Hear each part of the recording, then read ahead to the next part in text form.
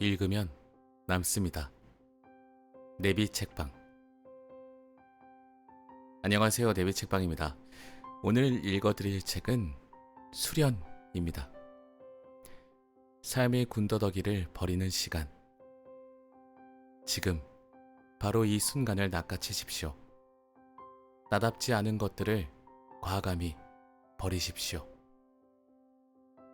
고전 문헌학자 서울대 배철현 교수의 하루 10분, 나를 찾는 짧고 깊은 생각. 배철현 교수님께서 지으셨고요. 출판사는 21세기 북스입니다.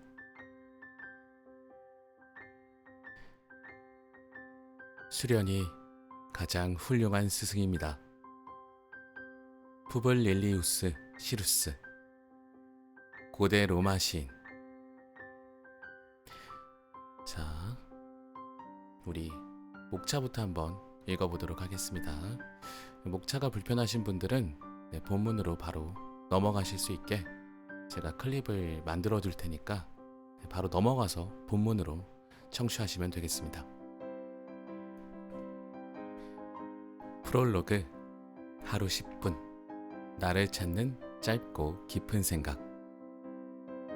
일부 직시, 감추고 싶은 나를 마주하는 시간. 이게 단어 하나의 부제로 설명이 들어가는 그런 제목인 것 같습니다. 지금, 과거와 미래가 하나 되는 시간. 도장, 매일 아침 내가 있어야 할 장소. 좌정, 두 발로 걷는 특권을 포기할 용기. 방석, 잠을 깨워 새벽을 맞이하는 거룩한 공간. 방석 사용한 지 참 오래됐네요. 요새는 전부 다 이렇게 의자를 사용하다 보니까 방석을 사용한 지가 참 오래됐다는 생각이 듭니다. 좌식이라고 하죠. 네. 바닥에 앉는 방식을 요새는 잘 하지 않죠. 저희 아버지께서는 방석을 자주 이용하셨고 주로 바닥에서 이렇게 상을 하나 펴두고 책을 보시곤 했는데 그 방석을 얼마나 쓰셨는지 그 앉아서 방석에 닿는 부분이 다 헐어가지고 낡아서 구멍이 나고 그랬던 기억이 납니다. 저희 아버지는 하루에 막 10시간씩도 책을 보시고 그랬거든요. 신념, 명사로 살 것인가 전치사로 살 것인가. 참 표현이 참 정말 특별하십니다. 네. 배역, 인생이라는 무대에서 내가 맡은 임무. 기도, 날카로운 도끼를 자기 앞에 겨누는 훈련. 2부, 유기, 삶의 군더더기를 버리는 연습. 비겁, 지옥조차 거부한 최악의 죄. 비겁함. 비겁함이 어떤 의미인지 사실 잘 모르겠어요. 이렇게 책으로 접하니까 과연 비겁이라는 단어 안에 어떤 의미들이 담겨 있을지 좀 궁금합니다. 단순, 궁극의 정교함. 단순함이 정교하다. 야, 어떤 정도의 깨달음을 가져야 이렇게 표현을 하실 수 있을까? 제목만 보면서도 저는 감탄을 계속 금할 길이 없습니다. 욕심, 만족을 모르는 채 헛것을 갈망하는 괴물. 만족을 하면 행복이 되는데 만족을 못하면 욕심이 되더라고요. 식탐, 거부할 수 없는 악마의 유혹. 이거 식탐. 이 식탐이라고까지 표현하고 싶진 않은데 자꾸 입에 뭔가 당기는 이런 느낌들. 저도 이렇게 주전부리를 좋아해서 특히 이제 마른 오징어 같은 건어물 종류를 참 좋아합니다. 요새는 안 먹으려고 노력하는데 안 먹은 지 좀 됐네요. 이렇게 뭐 영화라든지 뭔가 가만히 있는 시간에 우물우물 씹고 있는 걸 참 좋아합니다. 계속 읽겠습니다.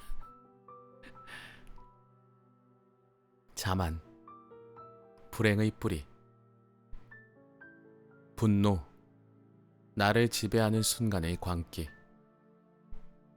시기, 자신에게 몰입하지 못하는 병. 이게 시기, 질투 이런 것들이 자신에게 몰입하지 못하는 병이래요. 참, 또 한 번 무릎을 치면서 자, 3부입니다. 추상, 본질을 찾아가는 훈련, 귀향, 내가 돌아가야 할 곳, 동지, 절망이 희망으로 변하는 시간, 추상, 나만의 개성을 찾는 연습,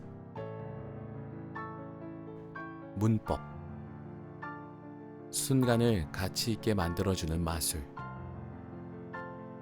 건축, 내가 만들어갈 인생이라는 작품, 실현, 유일한 지름길. 실현이 지름길이라니. 참. 어떤 역경과 고난, 실현 이런 것들이 없으면 내가 지금 잘 가고 있는지 모를 수도 있겠다라는 생각이 듭니다. 어디선가 본 글귀인지 어떤 분의 강의인지는 모르겠습니다만, 뭔가에 대한 것을 하고 있을 때 도전, 그러니까 도전이라는 건 실현, 뭐 고난, 역경, 저항 이런 것들이 없으면 제대로 하지 않고 있을지도 모른다라는 그런 말 혹은 글이 생각이 납니다. 그것을 겪게 되면 내가 잘 가고 있다라는 거니까, 잘 가고 있다라는 것을 확인하는 것이 지름길이 될 수 있다는 거겠죠. 만약에 잘못 가고 있다면 삥 돌아서 실현을 겪을 때까지 계속 해야 될 테니까요.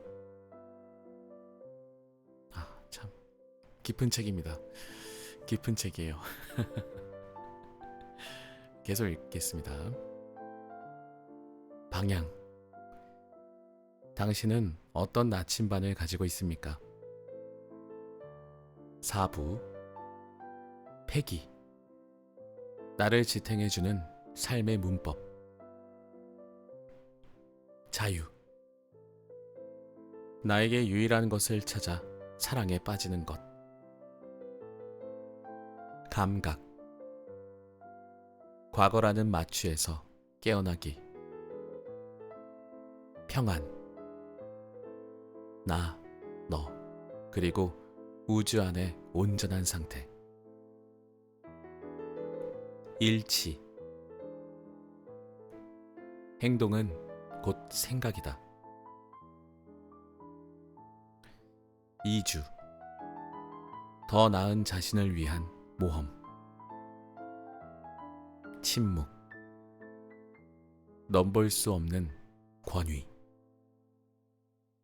패기, 꿈의 실현을 가능하게 하는 내공,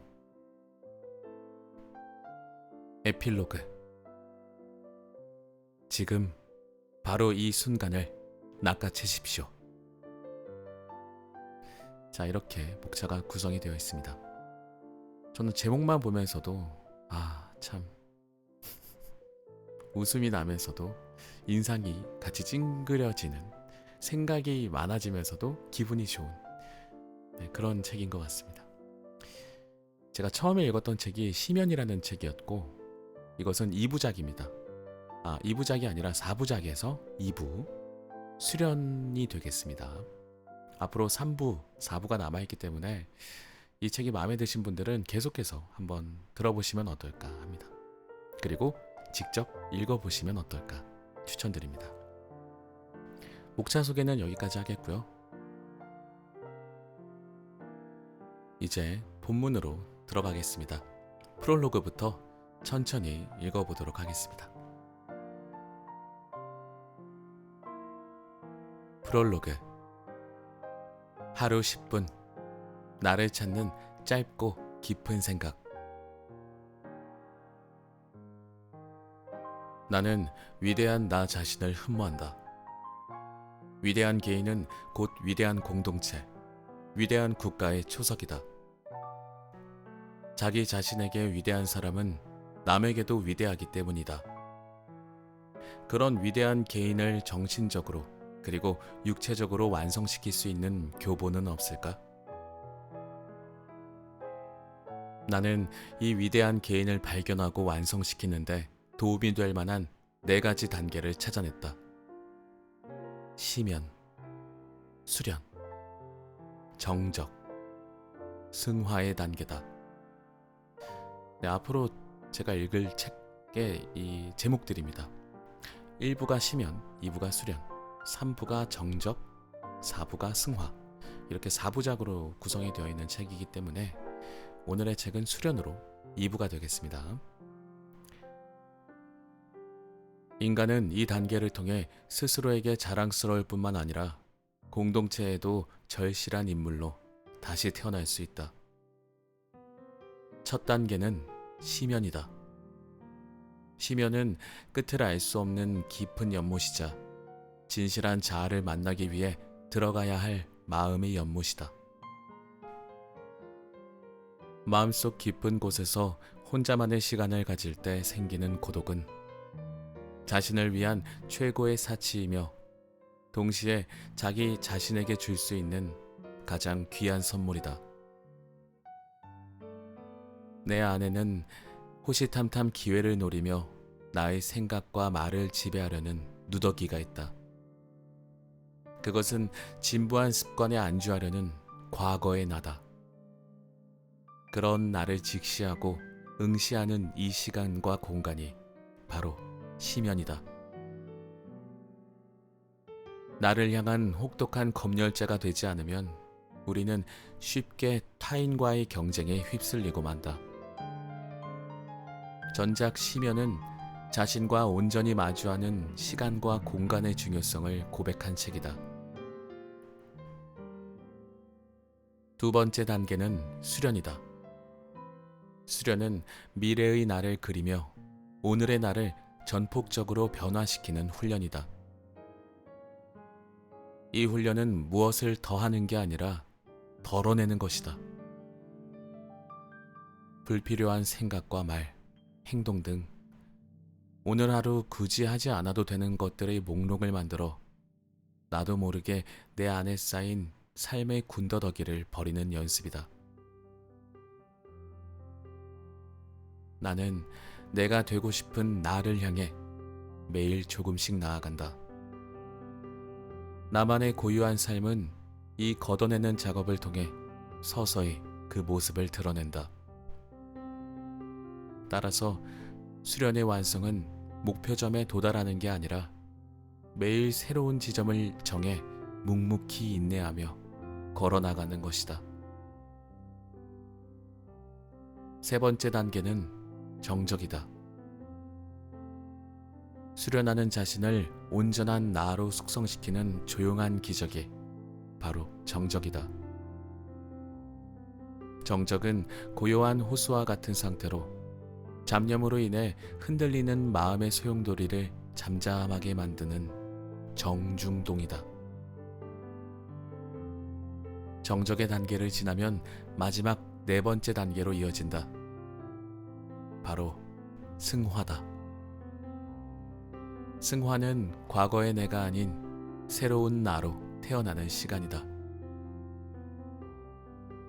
승화는 애벌레가 나비가 되기 전에 천지개벽하는 장소인 고치 안에서 일어나는 변신이다. 고치는 밖에서 볼 때 아무런 변화가 없어 보이지만 실제 그 내부에서는 상상하는 것 이상의 폭발적인 변화가 생긴다. 승화는 고유한 생각과 말이 깊은 성찰로부터 나오는 삶의 방식이다. 승화는 자신이 간절하게 원하는 말을 거침없이 자유롭게 행할 때 자신의 삶에 슬며시 일어날 것이다. 이 책은 지난 1년간의 나의 수련에 대한 기록이다. 감동적인 삶이 무엇인지 숙고하며 스스로에게 감동적인 나를 만들기 위해 훈련했던 그 날들의 고백이다. 나의 수련을 묵묵히 응원해준 도반 최창원 부회장께 감사드린다. 그는 내가 어렴풋이 알던 수련의 중요성을 스스로의 정제된 행동으로 보여주는 사람이다. 그리고 그는 멀찍이서 나의 수련을 바라본다. 이제 나뿐만 아니라 독자들과도 그 소중한 도반의 우정을 나누고 싶다. 2018년 4월 배철현 저자님 대신해서 읽었습니다. 본문입니다. 1부 직시 감추고 싶은 나를 마주하는 시간. 당신이 무언가를 진정으로 추구한다면 그것이 당신을 포용할 것입니다. 잘랄-앗딘 루비 13세기 페르시아 수피 시인.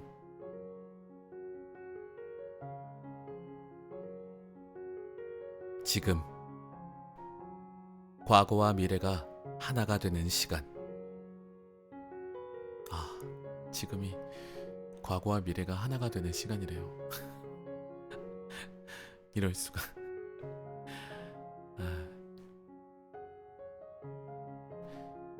시작은 항상 불안하고 폭력적이다. 시작이라는 단어에는 과거와의 매정한 단절, 미래에 대한 비전과 희망, 그리고 지금과 여기에 대한 확신과 집착이 혼재해 있다. 익숙한 것들은 그것을 경험하는 사람들에게 편함을 선물한다. 그러나 이 편함은 이중적이다. 시간이 지나면 이내 불평과 지루함으로 변하기 때문이다. 자신이 주도적으로 고유한 목적을 구축하고 그것을 위해 열정적으로 수련하는 자만이 실망하지 않는다. 최선을 지향하는 지금 이 순간이 내가 희구하는 천국이다. 이 순간을 온전히 내 것으로 만들지 못한다면 나는 그 시간의 흐름에 이리저리 떠다니는 부초와 다를 바 없다. 자신이 원하는 운명을 개척하는 예술적인 행위가 시작이다. 시작은 독창적이다. 현재라는 순간을 파괴해 미래라는 영원으로 끊임없이 지배하려는 의지다. 로마 제국의 시인 호라티우스는 이 의지를 담은 유명한 송가 하나를 남겼다. 지금 내가 말하는 동안에도 남을 부러워하다 보낸 세월이 저만큼 도망갑니다. 바로 이 순간을 낚아채십시오. 미래에 일어날 일을 신경 쓰지 마십시오. 호라티우스는 위 시구에서 시간을 두 가지로 구분한다. 남을 부러워하다 보낸 세월과 바로 이 순간이다. 부러움은 시간이라는 괴물을 만나 질투가 된다.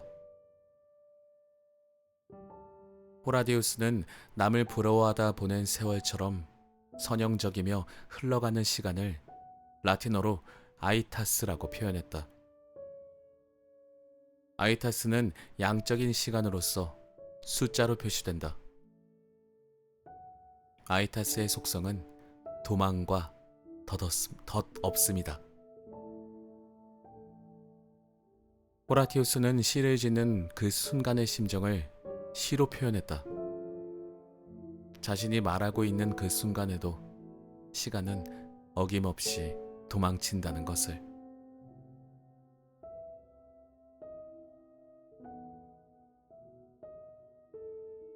아이타스를 흔히 세월, 세대로 번역하는 것은 스스로 인생의 주인으로 살지 않으면 그 시간은 1년, 10년 혹은 100년 단위로 순식간에 사라진다는 아쉬움을 담고 있어서다.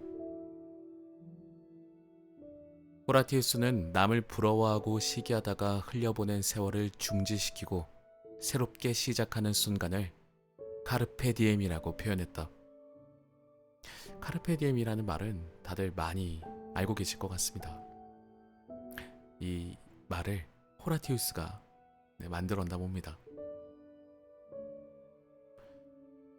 이 문구는 1989년 죽은 시인의 사회라는 영화를 통해 널리 알려졌다.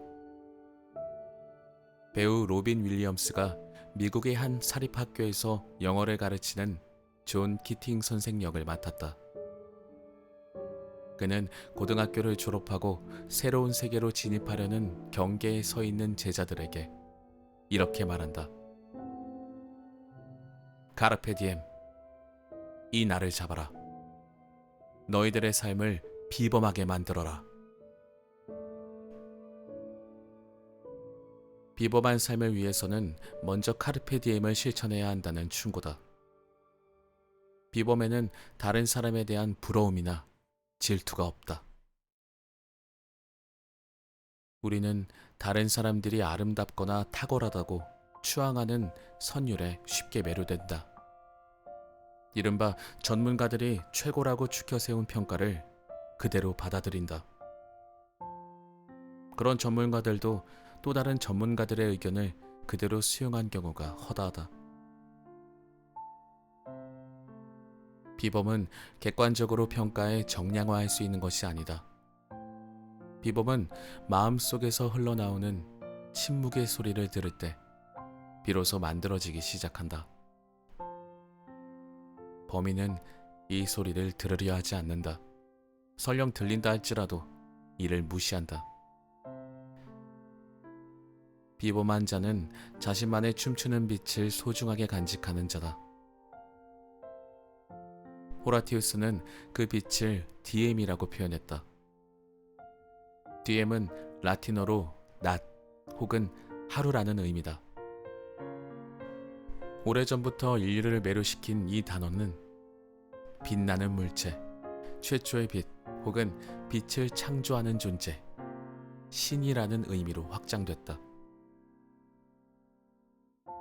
신이라는 의미의 라틴어 데우스도 같은 어원에서 출발해 우주를 혼돈에서 질서로 전환하는 존재로 확장됐다. 인류는 오래전부터 빛의 상징인 태양을 숭배해왔다. 태양은 암흑과 혼돈 속에서는 존재하지 않던 만물을 적재적소에 배치하고 그 만물에 존재의 의미를 부여한다. 기원전 6세기 한 유대 시인은 그 빅뱅의 순간을 이렇게 표현했다. 빛이 있으라. 이 빛은 만물을 존재하게 하고 의미를 부여하는 창조적인 힘이다. 또한 우주의 질서에 맞춰 매 순간 스스로 최적의 상태로 변화하는 절대절명의 순간이기도 하다. 우주에는 어떤 사건이 일어나야만 하는 예정된 시간이 있다. 씨를 뿌려야 할 때가 있고 추수를 해야 할 때가 있다. 우리는 이 우주적인 시간을 포착할 수 있는 능력을 지혜라고 부르며 그런 사람을 천재라고 부른다. 호라티우스는 이 순간을 포착하는 능력을 카르페라고 표현했다. 원래 카르페는 고대 로마 농부들이 즐겨 사용하던 단어다. 로마는 그리스로부터 조원과 원예 기술을 배웠다.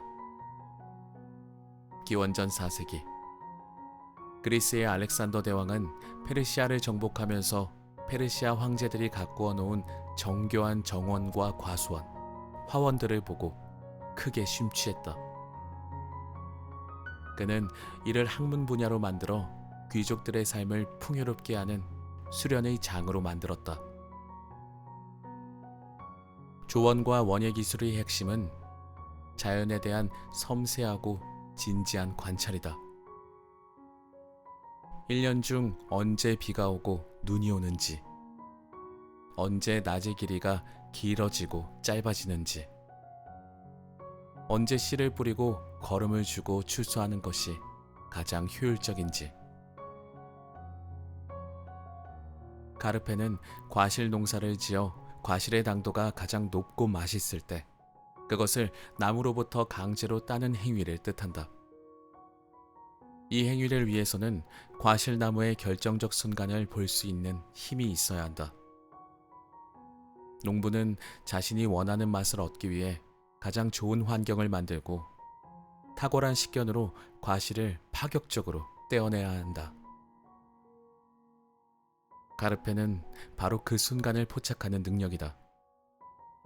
그 순간을 감지해 나무라는 과거와 구태의연함, 편안함에서부터 나를 분리하는 예술적인 안목이다.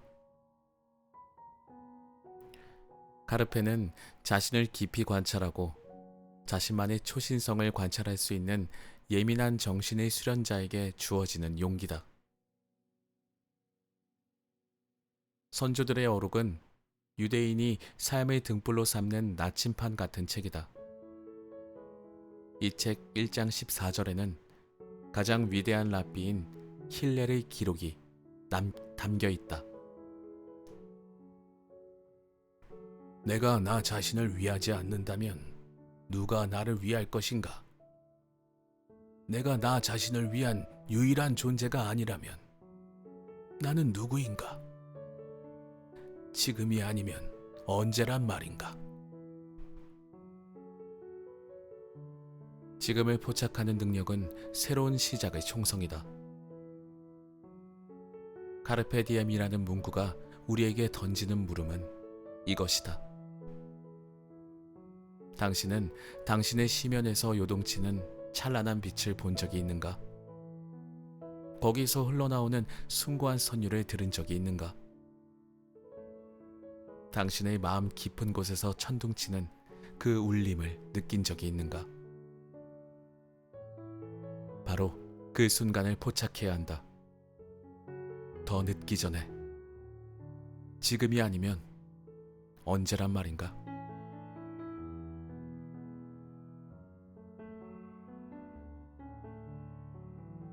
신발을 벗으십시오.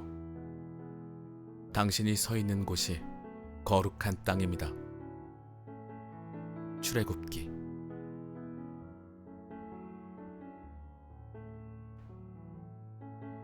도장. 매일 아침 내가 있어야 할 장소.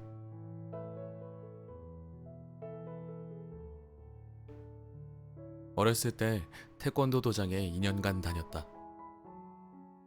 나의 몸과 정신 수련을 위한 어머니의 바람에서였다. 도장에 다니려면 먼저 좋은 사범을 만나는 것이 중요하다. 차근차근 기본기부터 제대로 배울 수 있기 때문이다. 사범은 나에게 몇 가지 사항을 일러주었다. 그것은 태권도를 배우기 전에 반드시 지켜야 할 일종의 의무 같은 것이었다. 도복을 단정하게 갖춰 입고 일주일에 3번, 즉 월요일, 수요일, 금요일 오후 5시 정각이 되면 도장 마루에 기본 자세를 취한 채 기다리라는 요구였다. 태권도를 배우는 수련생들은 정해진 도복을 규정에 맞게 착용해야 한다. 허리 부분에 흰 띠를 동여매고 사범이 등장할 때까지 조용히 기다린다. 도복은 일상의 옷이 아니다. 수련생은 집이나 학교에서 입었던 옷을 과감히 벗어야 한다. 도복으로 옷을 갈아입는 행위는 습관에 젖은 일상의 나를 버리고 스스로 감동할 만한 더 나은 나를 찾기 위해 준비하는 마음가짐이다. 태권도 수련의 시작은 100% 출석을 하는 것이다. 개그는 도장에 가는 것을 삶의 가장 중요한 일과로 여겨야만 가능한 일이었다. 사범은 무엇보다도 지각하는 아이들을 엄하게 꾸짖었다.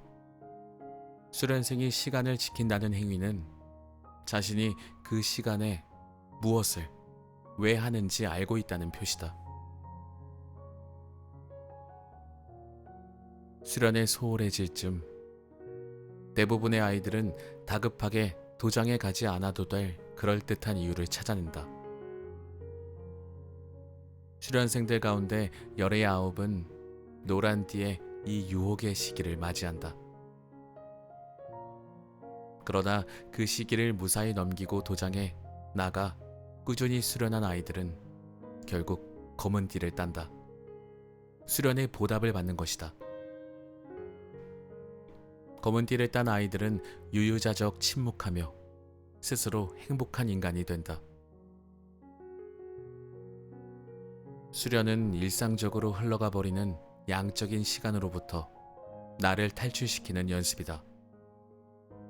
빅뱅이 일어났다는 137억 년 전이나 이 글을 읽기 시작한 5분 전이나 현재의 시점에서 보면 과거의 모든 길이는 순간일 뿐이다.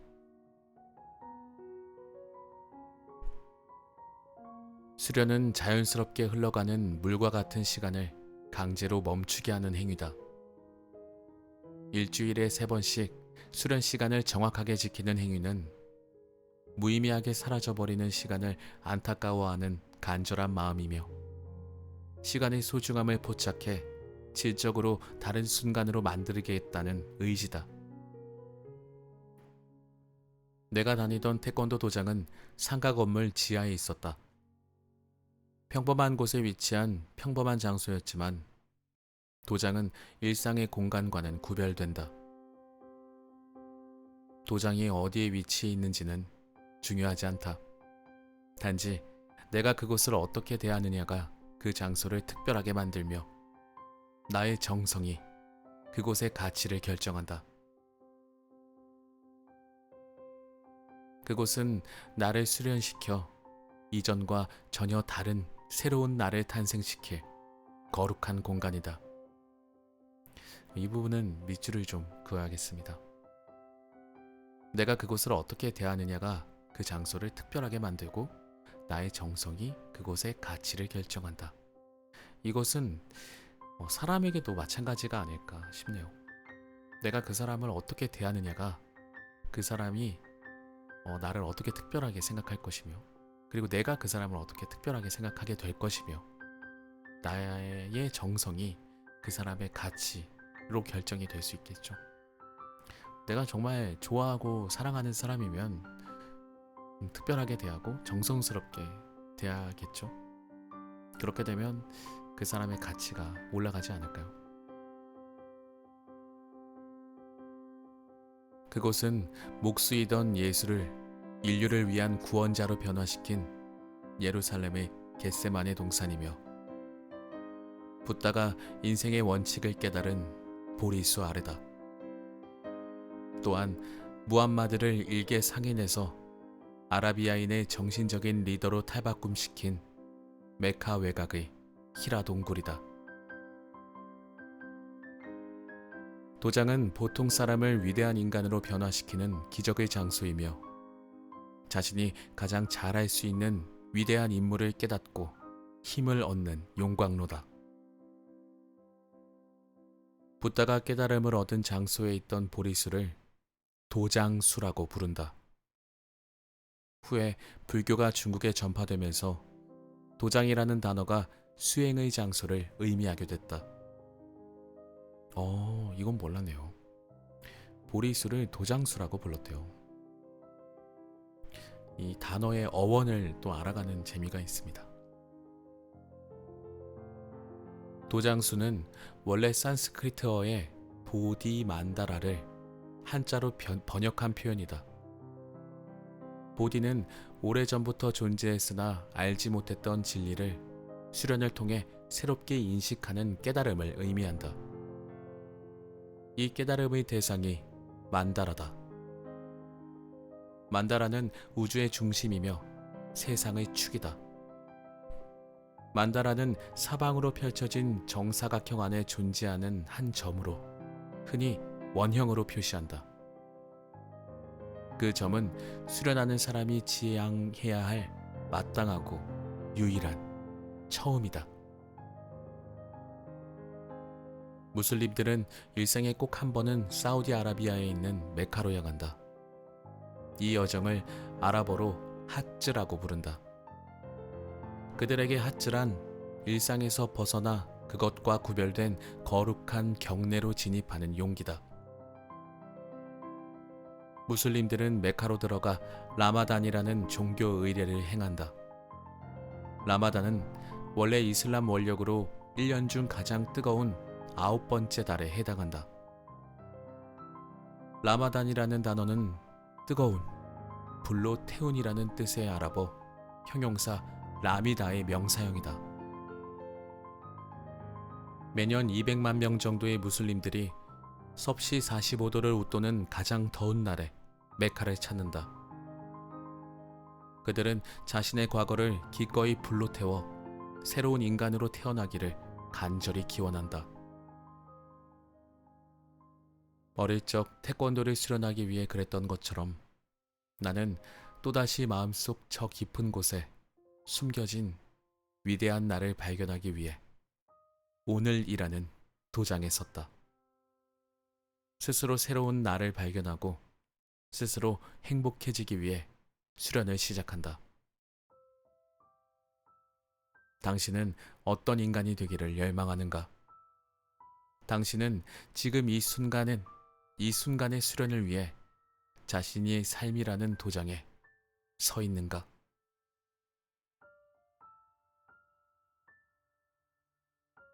누군가 오늘 그늘에 앉았습니다. 그가 오래전에 나무를 심었기 때문입니다. 워런 버핏.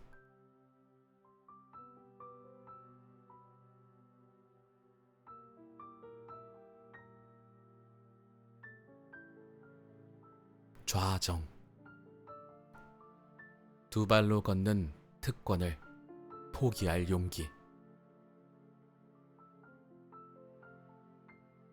올림픽 100m 육상 경기에 참가한 선수들에게 가장 중요한 순간은 언제일까? 출발을 알리는 총성을 기다리는 침묵의 순간일 것이다. 선수는 먼저 몸에 힘을 빼고 양손을 최대한 출발선 가까이에 놓는다. 두 발은 받침대를 딛고 눈은 트랙을 응시한다. 앞발의 굽힌 각도는 95도, 뒷발의 굽힌 각도는 129도가 적당하다.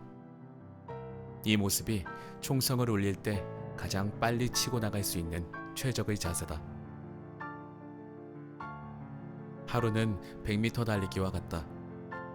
전략적인 하루를 위해 우리에게도 가장 효과적인 자세가 필요하다. 나는 미래라는 한자의 의미를 좋아하지 않는다. 나의 미래가 아직 오지 않은 어떤 것이라니. 미래는 지금 내가 만들어야 할 조각품이다. 미래를 뜻하는 영어 단어는 퓨처다. 퓨처는 라틴어 푸투름에서 유래했다. 푸투름은 라틴어 문법에서 존재하다, 되다 라는 동사 에세의 능동 분사형이다. 즉, 미래에 될 어떤 것이라는 의미를 지닌다. 따라서 미래는 지금 여기에서 내가 원하는 나 자신이 되기 위해 부단히 수련할 때 만들어지는 예술이다. 또한 지금 이 순간에 몰입해 최선을 다할 때 자연스레 다가오는 신의 선물이다. 오늘이라는 순간을 영원으로 만들기 위한 의뢰가 있다. 바로 좌정이다. 좌정은 자신이 정한 장소에 가부좌를 틀고 앉아 가만히 눈을 감는 행위다. 좌정은 나를 매일 조금씩 변화시켜 내가 가고자 하는 목적지로 나를 인도한다. 유대인들은 이 순간을 포착하기 위해 일주일의 하루를 구별해 특별한 일을 한다. 인생의 7분의 1을 이것을 위해 온전히 바치는 것이다. 그들은 그것을 사바스라고 한다. 사바스를 안식일로 번역하는데 그 원래의 의미를 제대로 전달하기에는 부족하다. 사바스는 자신이 습관적으로 하던 일을 강제로 그만두다라는 뜻이다. 그냥 쉬는 느낌이 아니네요. 그냥 안식일이라고 하면 약간 쉬는 느낌이 드는데 사바스라고 하니까 어떤 강제력, 통제, 그리고 뭐 결단 이런 것들이 더 많이 느껴지네요. 사바스. 밑줄을 좀 그어둬야겠습니다. 인간은 항상 움직이며 늘 무언가를 하려고 한다. 오히려 아무것도 하지 않기가 훨씬 어렵다. 그들은 아무것도 하지 않는 이 무위를 역설적으로 거룩이라고 했다. 노자는 도덕경 2장에서 다음과 같이 말한다. 시성인처 무위지사 행불언지교. 성인은 무위를 행함으로써 말없이 가르친다. 성인이란 인위적으로 무엇을 지향하는 사람이 아니다. 자신이 원하는 위대한 그것과 스스로를 혼연일체해 무위를 자연스레 드러냄으로써 가르침을 주는 사람이다. 아무것도 하지 않으려는 필사적인 수련과 그 안에서 자신의 참 모습을 발견하려는 수련이 곧 사바스이며 무위다. 유대인은 거룩을 고대 히브리어로 코데쉬라고 불렀다.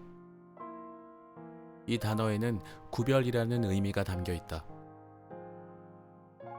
거룩한 삶이란 기성 종교와 전통이 정해놓은 종교 시설이나 명소에 가서 신들의 이름을 부르는 행위가 아니다. 자신의 일상으로부터 구별해 놓은 시간을 엄수하며 사는 것이 바로 거룩이다.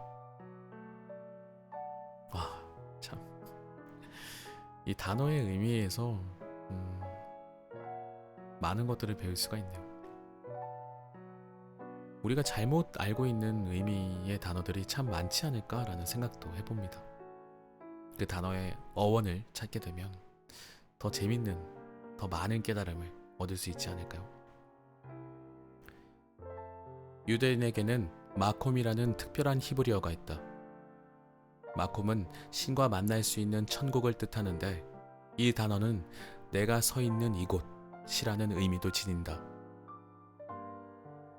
그들은 자신의 일상이 곧 천국이 될 수 있다고 여긴 것이다.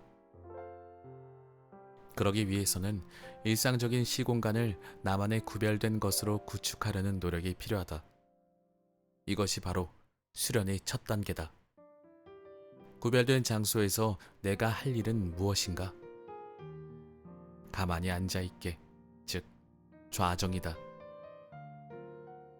좌정에 앉을 좌는 나 자신이 마땅히 존재해야 할 그 땅에서 나 자신을 제3자의 인간으로 대면하는 일이다. 내가 생활하는 일상이라는 땅에서 위대한 자신의 싹이 나오기 때문이다. 앉는 행위는 나 자신을 가장 취약한 상태로 몰아넣고 원래의 자신을 찾으려는 준비다. 400만 년 전까지 인류 조상들은 동아프리카 밀림지대의 나무 위에서 살았다. 이후 기후가 변하자 그들은 먹을 것을 찾아 나무에서 내려와 땅속의 근체류를 캐먹기 시작했다.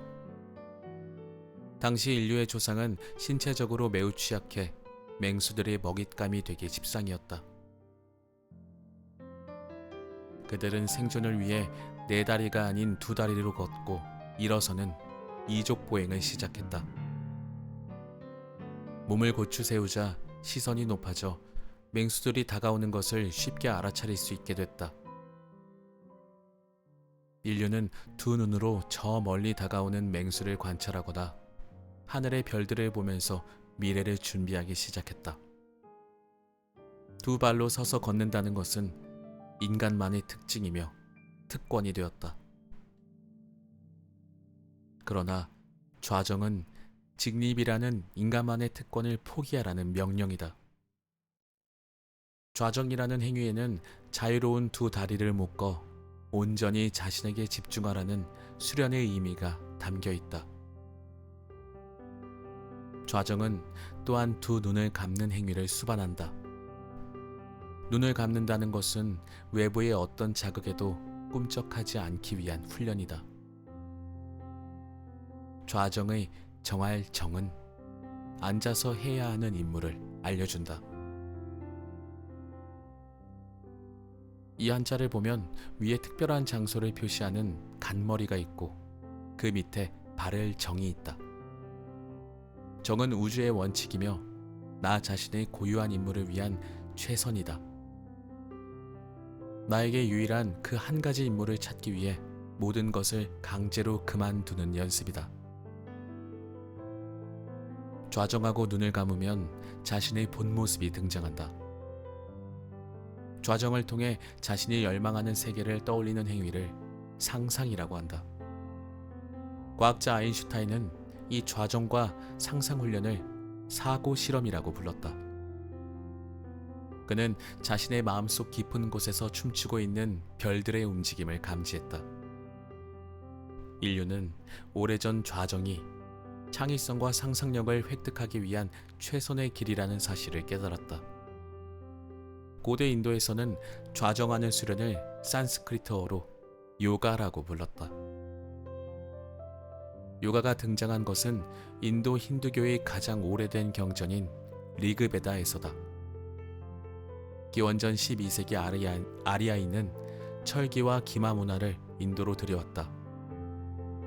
여느 말을 훈련시켜 준마로 만드는 훈련이 바로 요가였다. 요가는 곧 자기 마음대로 움직이려는 야생마를 전쟁에 투입할 정도의 준마로 훈련시키기 위한 도구인 멍에 혹은 고삐를 의미한다. 많은 사람들이 요가를 신체 건강을 위한 운동 정도로만 알고 있지만 사실 요가는 습관적으로 말하고 행동하려는 자신을 절제함으로써 자신의 최선을 발견하고 연마하는 훈련이다. 좌정은 하루를 가치 있게 보내기 위한 고삐다. 좌정을 통해 내가 가고자 하는 목적지를 찾고 나 자신을 깊이 들여다봄으로써 불필요한 말과 행동을 제어한다. 좌정을 지속적으로 실행해 좋은 습관이 되면 이전에는 보이지 않던 불필요한 것들이 선명하게 드러난다. 신은 우리에게 매일 하루라는 시간을 선물한다. 당신은 위대한 자신을 만들기 위해 그 하루 위에 좌정하고 있는가? 당신은 그 하루의 고삐를 부여잡고 어디로 향하고 있는가? 기쁨이 있는 마음속 깊은 장소를 찾으십시오. 그 기쁨이 모든 고통을 불태울 것입니다. 조지프 캠벨, 신화학자.